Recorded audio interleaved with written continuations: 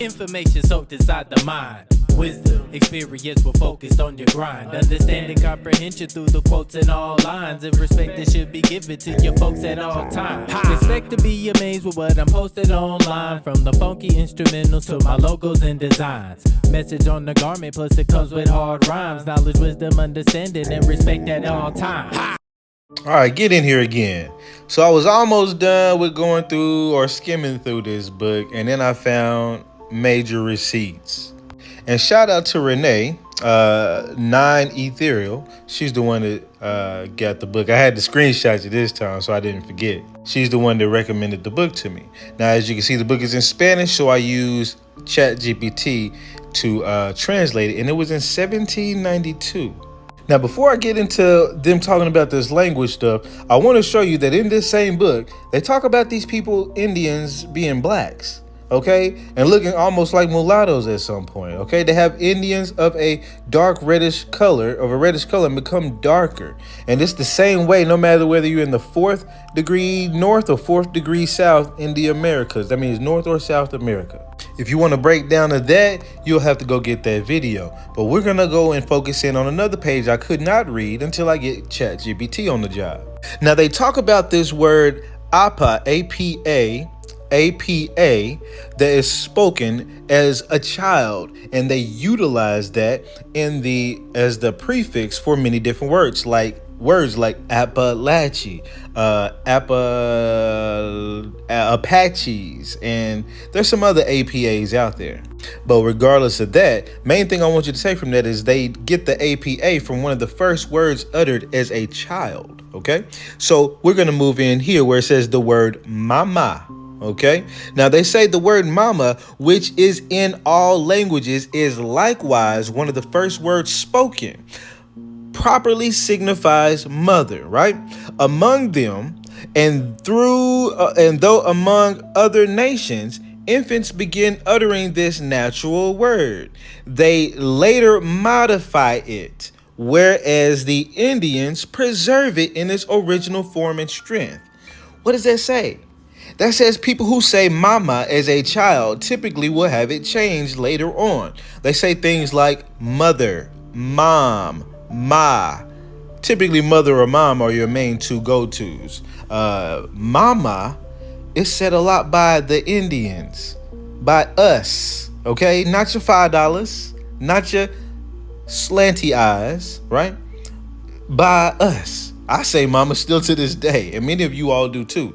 Some people don't, right? Some people have modified it, but let's keep going. Why is that important? Well, we're going to see why that makes sense. It's like, okay, you say mother, right? You say mama. But it says, in this regard, it is noted that many other words pronounced before formal teaching begins are the very first forms which the names or expressions of the language are derived, without changing their sound in common speech. Let's just take that for a second. They're saying, hey, as a child, the first words and sounds that are uttered are natural sounds compared to those sounds not forced, but given to you through teaching. You say, hey, that's an apple. Now you are saying apple, but whatever. Let's keep going. Because why is that important? Why are they harping on this whole thing about the first word spoken as a child? Well, it says without changing their speech, it says, from this result that, if not the most natural, the Indian language is the one that most nearly approaches the original natural speech of humankind, the one most similar to the first articulations of children. Yes, they're saying that us, okay, not anybody else, because come on now, the $5 slanty eyes, they come over here speaking English, okay, and speaking it just as perfect as the YT. We've been around the YT for 300-400 years, if that, right? And we haven't even really picked up any of their afflictions, their dialects, or nothing. We still saying stuff like the way we say it, Okay. And even when we get new words or longer words or whatever, we shorten them, which we're going to talk about that. We shorten them or we change them or we give them different meanings of the same word, right? Let's keep going. It says the language is very short in words, yet at the same time very rich in expressions, arising from the fact that a single word, when the accent is changed, signifies several different things. Many of the expressions consistent merely in the repetition of the preceding syllables, and at the end we'll get to that, but notice it says that the one word can mean many things. Now, how many videos are out there making fun of that, or we making fun of ourselves, like we can say the same words and it mean different things? For example, and it can have a whole conversation with one word. For example, girl, girl. Girl, girl, girl, girl. I love how black. We the only people use the word 2 times to put better emphasis on the word. We ain't gonna say a better word, nigga. We don't give a fuck. We say the word 2 times. We understand the difference. We ain't had to take no class. How many times you hear this shit? You hungry? I'm hungry, but it ain't like I'm hungry. And there's plenty others. I mean, we do it all the time, but let's keep going. It says a change of accent or the addition of one letter is enough to determine what is being expressed. For the example, they got a cow, which means it burns, whatever. But they basically are saying, hey, you can change one letter in the word. The Indians would change one letter as well as expression in the word. And all of a sudden it's a different word. You know what word we do that with very prominently? The N word. You change the ER to an A and give it a completely different expression and definition. And it's a completely different feeling. It's a term of endearment to our homeboys. Nigga, that's my nigga. And then the other one is, as we all know, you ain't gonna be, whatever. But they ain't gonna ban me for saying it with the hard ER. But let's keep going. It talks about some other stuff, but it says, for these reasons, it is judged to be one of the primitive languages, sharing some words with the H's, as mentioned before. And I didn't show you, it does say it multiple times that we spoke that language or languages that were derivatives of it or had words from that language. And it says, from this way, one may infer that it drew from that source at its very origin. So as it's basically saying, hey, us as children speaking a language before we're being taught, we're drawing our language directly from the source. And as we get older, we keep those pronunciations and add on to them. So our language is one of the most organic languages in humankind. Now that's pretty damn amazing just to think about, because people will tell you don't have culture, but as we know, we are the culture. We know that we create the cultures, but did you know we've damn near been the most,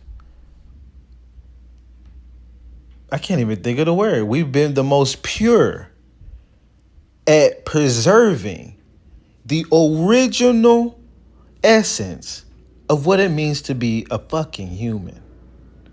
And people have been playing with us. Quit it.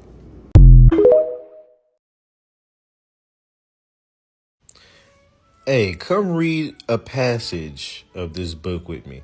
And let me also say thank you to people who watch the videos. I'm literally on this historical journey, and you all get to watch it as I go through it. Now, it's not like at this point, I consider myself a historian. And why do I consider myself a historian? Because I've showed videos of professors at school, at colleges, that admit that most professors haven't even read most of these books, haven't even read like Christopher Columbus's journals and diaries, easy stuff. And that's just Christopher Columbus. Here I am studying voyagers and explorers ain't nobody ever heard about. And I'm going deep. So anyways, let's read from this page. And look at this. This is Latin. I'm reading a 1530 book in Latin. Okay. Now, I only got 10 minutes, so I can't go through this whole page, but we're talking about Kachichi, but they're talking about the land of Chicora, okay? This is a French map of Florida and Virginia, and this is where the Carolinas is, and Chicora right here was a major part of the Carolinas. Okay, so it says that the land is a pleasantful and fruitful country. It says that the people, sow fields are sown and reaped in order, vineyards and gardens filled with trees bearing the fruit throughout the year, as if spring and autumn flourish together. When the harvest time comes, they reap the grain with sharp shells or with knives of fish bone and gather it into baskets of woven reed. The hills are cultivated, their plains fertile, and they sow only maize, not only maize and beans, but other grains known to us. Now, that's the milpa planting systems. That's what the Mayas used to do. That's another story. But the land is watered with streams gently going through it. So just to stop right there, you got them talking about Indians in the area literally doing agriculture. And what did they say? What did the other Indians or the $5 fake say? They said that they were hunter gatherers. They would move to places wherever things was growing, and they wasn't growing their own shit. We was growing our own shit. We had fields sown and reaped in order, meaning you came down there was lines and lines and rows of things, and we're gonna keep going. It says here, when anybody falls sick, they bring them to the priest, who offers sacrifices and anoints the sick, with aromatic herbs. They treated the sick with herbs, okay? If the patient recovers, they make gifts to the priest, baskets of fruit, grain, fish, or whatever. If he unalives, they blame no one, believing that all things are ruled by the divine will. So that's how the doctor was paid in goods and services, bartering in a sense. And if it didn't work, then, he just didn't get paid and nobody gave anything, unless they still wanted to give him something, likely. They had no private property, but all things are held in common, and they live together in one household, dividing everything amongst need. They trade with not money, but by exchange of goods. They are never quarrel over gain. People be saying all the time that we had a barter system, and that's what we use. And everybody has everything. So we're going to get to here, but how if everybody has their own fields and stuff to have or whatever, and everybody's growing certain particular things and stuff, and you have more than what everybody needs, you can just go up to each person's crib, get what you need, and they come get what they need. And I mean, you can grow everything you need also yourself, but if you just wanted to specialize, you could. Now, they said we live together, and at first it would seem like all together in one place. What kind of place is that? Where we all shacked up and whatever. But when you find books like this from Spanish, and I think this is a Spanish explorer, but from the 1500s, when you zoom in, you'll start to see people in these buildings, almost looking something like a cartoon today when you get close enough. But you see people in every freaking window. Also, people all along this balcony. Also, people inside of there. Look at how the steeple goes up. Look at the architecture in Mexico at that time. Not too far from the other area. Even way back off in here and way back off in here. The reason why I'm pointing this out is because that's so far back in the picture that they still put little bitty heads and shit in there, because they wanted to express that these people were numerous in these buildings. Now it doesn't seem so primitive. And why it says no private property doesn't seem too bad, because it's like an apartment complex made elaborately like our old world buildings. They live peaceably with their neighbors, and there are no thieves nor murderers among them. No, he who commits violence or theft is expelled from the community and forced to live alone in the woods where he soon perishes. Thus, they preserve peace amongst themselves without law or punishment. Think about that, man. For one, if you have everything that you want, you're not likely going to be doing a whole lot of crime, which, is different today. But on top of that, if you do end up doing crime, the most we gonna do is put you out of the paradise and let you deal with it from there. Now that's a punishment. The only problem I see with that is if you put too many people out, you know what I'm saying? After a while, they could go out there, create another culture together, live amongst themselves, and make like an outlaw kind of culture and come back at you. And that could be kind of how tribes branch off and create other tribes, now that I think about it. But that's just a little conjecture.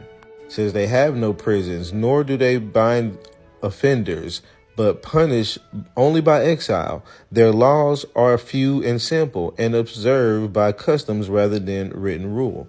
Because it's simple. Don't unalive somebody, don't steal my stuff, don't come on my property randomly.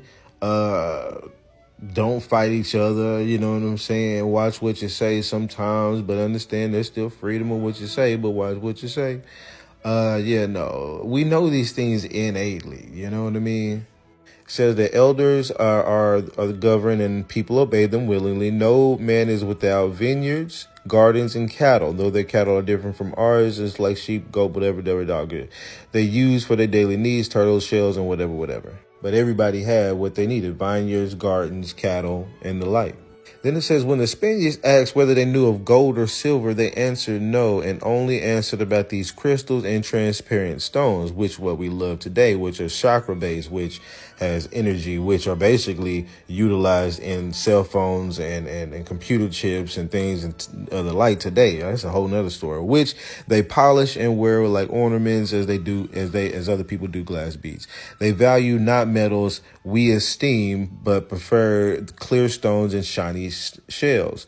They say that to possess more than one needs is shameful. Like they don't like greed, and we don't like greed still today. Okay. When they see our Spaniards gathering gold greedily, they laugh at them, wondering what purpose so useless a thing could serve. They live content with little and use the abundance of nature as all men should. But think about this. They didn't know because gold didn't have a value. It was just a metal that you can use for something, and it was too soft to use for much, but it was beautiful. So some people did use it for ornamentation and other stuff like that. But for the most part, if you have all the land you need, all the food you can eat, all the stuff you can to sustain your life from birth till end, what do you really need to, gather up metals for, besides to look good or electronic purposes? Now that we know there's many other uses for gold than just whatever. Or also, they're talking about one section of Indians. Some Indians was rocking a hella gold. So this is just one area. And they're purposely trying to harp on the primitive on some, but you can see that it's not fully primitive.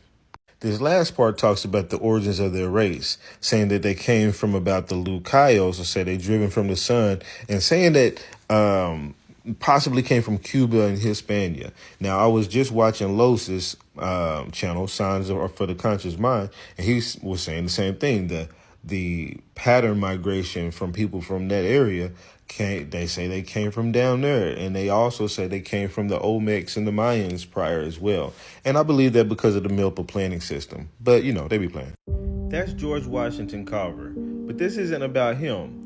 This is going to be a video to show you how your Indian cultural things that you do are still around today. Ours.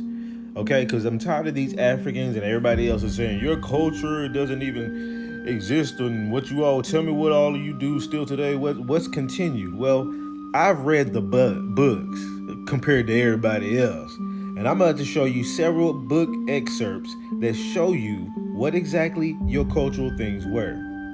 Okay, so this particular page is about the history of the Chickasaw, Natchez, and Choctaw.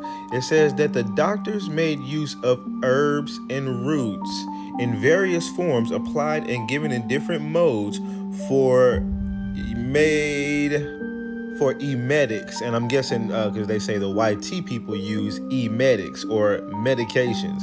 We were using herbs and roots, right? They gave it for cathartic, sweats, wounds, and sores. They also, by means of burning and punk or whatever. Says here that they also use some enchantment and other practices of magic and things of that nature, but herbs and roots and other practices. That could be like what you all do today with your crystals and chakras and stuff like that, right? Frequency healing. All of those things would seem like magic to these folks and enchantment. Over here in a book about the Spanish settlements, it talks about how they use herbs and drugs to cure all kind of sicknesses and diseases.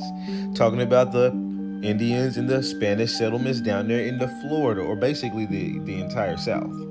I have a few books that I'm gonna do some chat GPT translating for you, but here you see herbs medicinales, que un la fa whatever, okay? Talking about the savages, we're gonna translate. There are many medicinal herbs that do not exist in Europe, whose effects is infallible according to the experience of the natives, who use them daily to heal all kinds of wounds, to treat this and that, and tertiary and whatever, and fevers and pulls and whatever, and kidney pain and all these other things. This is another book that I translated, so a completely different book. They know many herbs to cure diseases and wounds. With one called buhai, whatever, they purge the bile and whatever is harmful in the stomach of the body. It is very well common and very healthy, and blah, blah, blah. They keep going. So that's why I started off with Carver, because Carver was a genius in plants and herbs, okay? More than just a peanut. You had your Sabis. We've had our Dr. Leala Africas. We also got our Yakis, okay? Now, you can't find a bunch of people who are kind of famously known or really just out there prominently in the native Siberian community, right? That's out there as popular utilizing roots and herbs like that. That's a credit for our people, our culture. Let's move on to another trait in your culture. It says that the Indians, this is the Creek Indian history, it says that they none of them have any system of writing, even though they did, but they preserve traditions of great antiquity in rhymes and chants. Dancing and physical exercises are held in honor and blah, blah, blah. Okay, so rhymes and chants. Well, there's no question. We know who preserves things in rhymes and chants. We know who are the best in rhyming and chanting. And it definitely isn't this guy.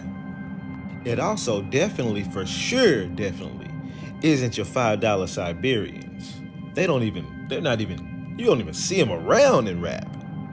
This one here is another one talking about the history of the Indians. These are, I think, in the Choctaw area or whatever, but you got dancing constituted another amusement of various Indian tribes, but unlike those of civilized people, their dances were all characteristic. Thus, their war dances represented the actions of war. They brandished their weapons. They're dancing to music, brandishing their weapons. Have you ever seen that before? Anybody ever seen that before in music videos? All the time. Right above that, the Indians gambled to the greatest excess. They staked furniture, tools, clothes, and even their liberty on the hazards of the game with the madness and folly that characterized blah, blah, blah. How long have y'all been shooting dice? Because I know we've all done it. In fact, when I was in middle school, I knew how to do backdoor Little Joe with the dice. Who taught me how to do that? Coming in here, we got another book, completely different book, but I had to translate it. It was in either Latin or Paleo Spanish. The Warrior Indians, those of bravery and standing comparable to the captains, distinguished themselves from others by painting or tattooing their bodies. They introduced the colors into the skin, a process called pinguiamiento or whatever, since it is done by pricking the flesh. According to the number of their feet, they would do either their arms or other things and other things. So they were tattooing their bodies. Who has been doing that forever? Now, yes, you can pretty much give credit to a lot. Everybody does it now to a degree, but you can see this going back far, far, far long ago. And our people typically do it all the time. Same photograph, but notice the wannabes will try to do it a little bit, but it just don't look the right. It just don't look right. But also, these are their Chippewa Indians, and they were depicted with tattoos on their faces and stuff as well, as you can see there. This is the actual photograph of one of them. But you know another characteristic? This comes from the history of Hernando de Soto. I done hit you with at least about 8 or 9 books. But it says, they drink only water. They eat their meat well cooked. And if you're trying to understand what they mean by that, they said their fruit neatly ripe, their fish well roasted, and ridicule the Spaniards who used them otherwise. So the Spaniards would not eat their meats well done, right? You know, they like to eat their raw stuff. I just seen a video of somebody on Twitter eating something like this. Yeah, you see that right? Raw beef, and then they throw some onions and some seasonings on top, which ain't nothing but some pepper. Yeah, we would ridicule them for doing otherwise. Now, that was German, but the Spaniards likely did the same. But again, it's our culture to say, cook that motherfucker all the way through. This book, which is very old, goes into talking about the use of the word mama and how the Indians are the only one that continue using the word mama well after the years of people modifying it from their years of being taught to modify it to something like mom or mother. Now, we all know that we're the ones that call our moms Big Mama. You know what I'm saying? Grandma, some of us, not all of us. I didn't call mine's Big Mama, but we know that that's a big thing in the community, but we all call our moms Mama. I have my mom saved. I just call her Mom. I'll probably say Mom like if I'm talking about her in person, but typically when I'm talking to her directly, it's Mama. And in my phone, it's saved as Mama. And don't forget, we have Big Mama's house. We know, you've seen that from a native Siberian.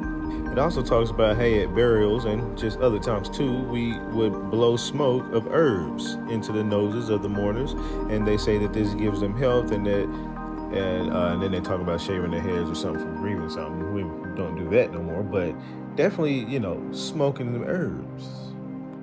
The men and women sing and dance. The men shoot arrows into the air, and the women with the chanting songs answer them in sacrifices or whatever.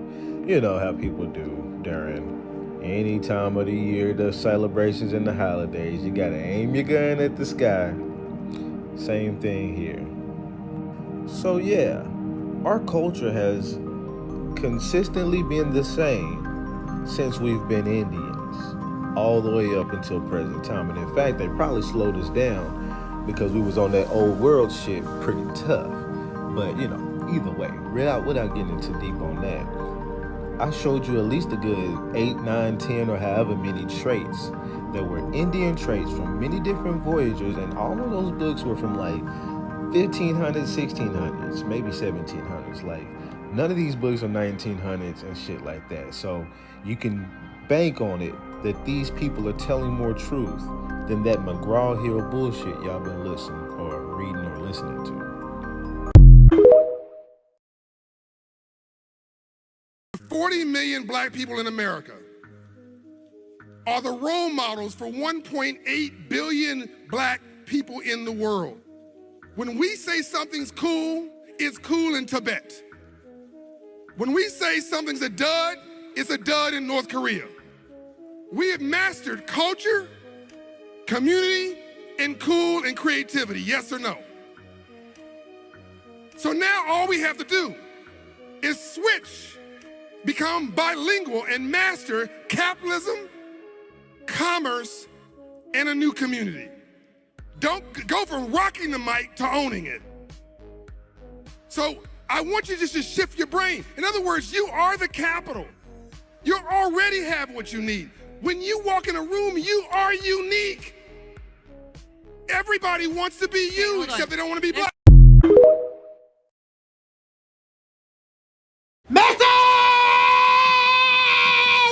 The black man in America is the most copied man on this planet, bar none. Everybody want to be a nigga, but nobody want to be a nigga. How about that question?